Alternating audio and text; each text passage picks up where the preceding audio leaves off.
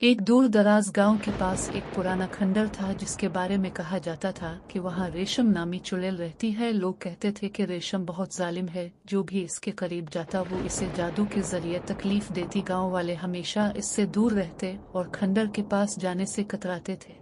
एक दिन गांव में एक बुजुर्ग आदमी रहीम आया। वो एक नेक और दाना इंसान था जिसे लोगों के दिलों की बातें समझने का हुनर आता था। इसने लोगों से रेशम की कहानी सुनी तो हैरान हुआ और इरादा किया कि वो इस चुड़ैल से मिलकर हकीकत जानने की कोशिश करेगा। लोगों ने इसे मना किया मगर उसने खुदा का नाम लेके खंडर की तरफ कदम बढ़ाया।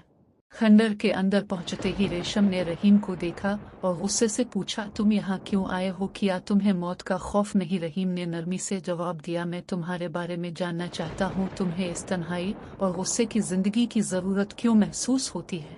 रेशम ने यह सुनकर कहकहा लगाया और कहा कि तुम इंसान किया जानो मेरे अंदर कितना दुख और दर्द है। रहीम ने इससे हमदर्दी करते हुए कहा कि तुम चाहो तो मुझे अपनी कहानी सुना सकती हो, शायद मैं तुम्हारी मदद कर सकूं। रेशम ने थोड़ी देर खामोश रहकर अपनी कहानी सुनानी शुरू की। उसने बताया कि कभी वो एक आम इंसान थी मगर मोहब्बत में धोखा खाने और दुनिया की नफरत बर्दाश्त न कर सकी। इसके दिल में इंतकाम और गुस्सा बढ़ता गया और उसने बदी की राह इख्तियार कर ली। लोगों को तकलीफ देना उसकी जिंदगी का मकसद बन गया था। रहीम ने रेशम की कहानी सुनी और कहा, मोहब्बत और नेकी हमेशा किसी के दिल की सख्ती को नरम कर सकती है।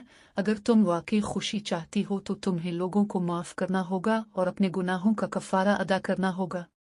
रेशम के दिल में तब्दीली आने लगी। वो सोचने लगी कि शायद रहीम ठीक कह रहा है। इसने वादा किया कि वो अपनी जादुई ताकत को अब लोगों की भलाई के लिए इस्तेमाल करेगी। इस दिन के बाद रेशम ने गांव वालों की मदद करना शुरू कर दी, बीमारों का इलाज किया और खेतों को जरखेज बनाने के लिए अपने जादू का इस्तेमाल किया।